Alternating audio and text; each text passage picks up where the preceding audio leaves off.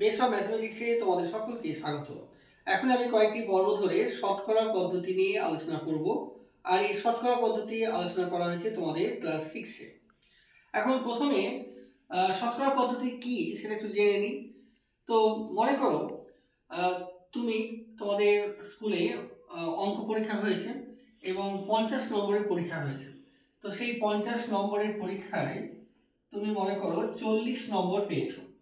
50 নম্বরের পরীক্ষায় 40 নম্বর পেয়েছো।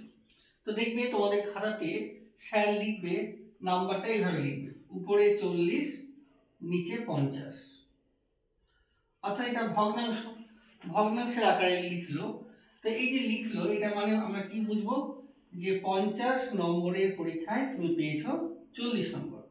তো একরকম ভাবে যদি 100 নম্বরের পরীক্ষায় তুমি মনে করো পেয়েছো 70, তাহলে এটাকে কিভাবে লিখবে?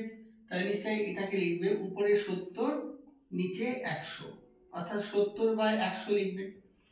তো এভাবে ভগ্নাংশের আকারে লিখবে। এখন এই যে বারবার আমরা যদি সে কত পেয়েছে, ধর পেয়েছে 100 নম্বরের পরীক্ষা আছে, 100 নম্বরের পরীক্ষা সে পেল 70 নম্বর। তা আমরা যদি তাকে প্রশ্ন করি তুমি অঙ্কে কত পেয়েছো, তা ও যদি বলে যে অঙ্কে আমি পেয়েছি 70, তাহলে কি পুরোপুরি বোঝানো গেল যে সে কত পেয়েছে, কিভাবে কত নাম্বার পেলো, কেমন রেজাল্ট করলো, বোঝা যাচ্ছে না। যদি বলে যে আমি 100 নম্বরের পরীক্ষায় 70 নম্বর পেয়েছি, তাহলে বোঝা গেল যে সে কেমন রেজাল্ট করেছে। কিংবা যদি বলা হয়, যদি বলে যে আমি 50 নম্বরের পরীক্ষায় 20 নম্বর পেয়েছি, তাহলে পুরো বিষয়টা বোঝা গেল। অর্থাৎ তাই এবার এই যে 100 নম্বরের মধ্যে 70 পেয়েছে কিংবা 100 নম্বরের মধ্যে 20 পেয়েছে, এই এত বড় কথা না বলে যদি বলা হয় যে আমি শতকরা 60 নম্বর পেয়েছি, 60 নম্বর পেয়েছি, এই কথাটাও যদি বলে, তাও কিন্তু আমরা বুঝতে পারবো, পুরো কথাটা বুঝতে পারবো। কেন বুঝতে পারবো? এই শতকরা বলতে আমরা 100কে বুঝবো। তাহলে এই যে 100-র মধ্যে 60 নম্বর পেয়েছি, এটা না বলে যদি সে বলে যে আমি শতকরা 60 নম্বর পেয়েছি, এই কথাটা যদি বলে, তাহলে আমরা বুঝে নিব যে 100 নম্বরের পরীক্ষায় 60 নম্বর পেয়েছে। এখন 100 নম্বর পরীক্ষা হতেও পারে, কিন্তু গড় করে দেখা গেছে যে ও 100 নম্বরের পরীক্ষায় 60 নম্বর পেয়েছে।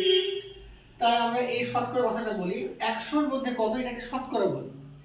এখন এই কথাটাকেও যদি আমরা আরো সংক্ষেপে করতে চাই, তখন এই শতকরার একটা চিহ্ন ব্যবহার করা হয়।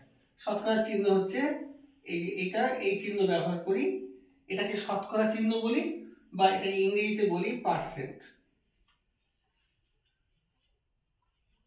তাহলে এখন এই যে শতকরা 60 নম্বর পেয়েছি, এটাও বলবে না, এটাও না বলে যদি বলা হয় আমি 60%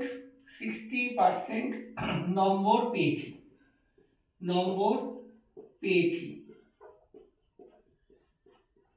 এই কথাটা বললে পরেও আমরা বুঝে নেব যে সে আসলে 100 নম্বরের মধ্যে 60 নম্বর পেয়েছে। এটাকে সংক্ষেপে আমরা বলবো 60% নম্বর পেয়েছি। তাহলে এই বিষয়টাই হচ্ছে শতকরা। অর্থাৎ শতকরা শেষ পর্যন্ত একটা ভগ্নাংশ, যেটা 100-র মধ্যে তুলনা করা হয়।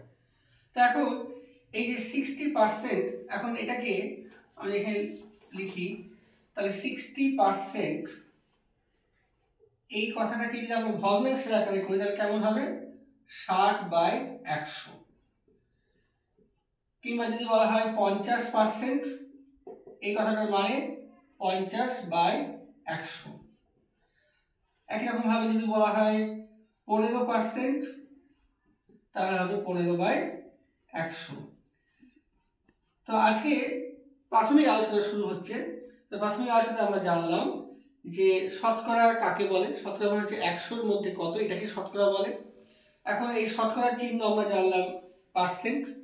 এখন এটাও জানলাম যে শতকরাতে যদি বলা থাকে যে আমি 50% পেয়েছি, 10% পেয়েছি, এই কথাটার মানে সঙ্গে সঙ্গে আমরা এটাকে ভগ্নাংশে করতে পারি, অর্থাৎ সামান্য ভগ্নাংশে। কেমন? 50% মানে 50/100, 15% মানে 15/100 ইত্যাদি। এবার এর উল্টোটাও হতে পারে।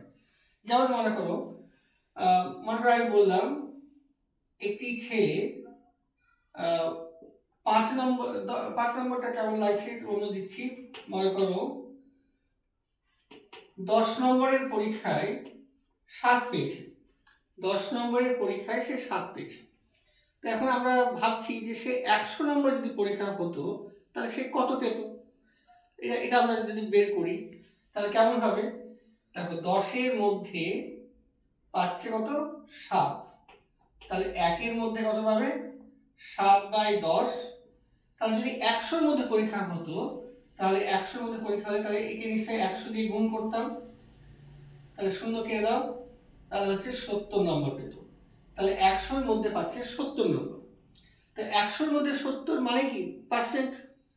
তা এখন এই যদি এখন বলা হয় যে এই 7/10 এই ভগ্নাংশকে শতকরায় পরিণত করো, তাই শতকরায় পরিণত করতে গেলে আমাকে 100 দিয়ে গুণ করতে হবে। 100 দিয়ে গুণ করলে পরে যেটা হবে সেটাই শতকরা হবে। কেটে দাও, তাহলে হবে 70%।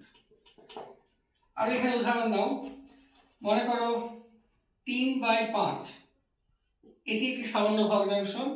এই 3/5-কে যদি আমরা বলি যে এটাকে শতকরায় পরিণত করো তাহলে কিভাবে হবে? একে 100 দিয়ে গুণ করব, তাহলে 100 দিয়ে গুণ করলে এটা শতকরায় পরিণত হবে। তাহলে কত হবে? 5×20 100, অর্থাৎ 3×20 60%। তো প্রথমে আজকে এই নিয়ে আলোচনা করলাম।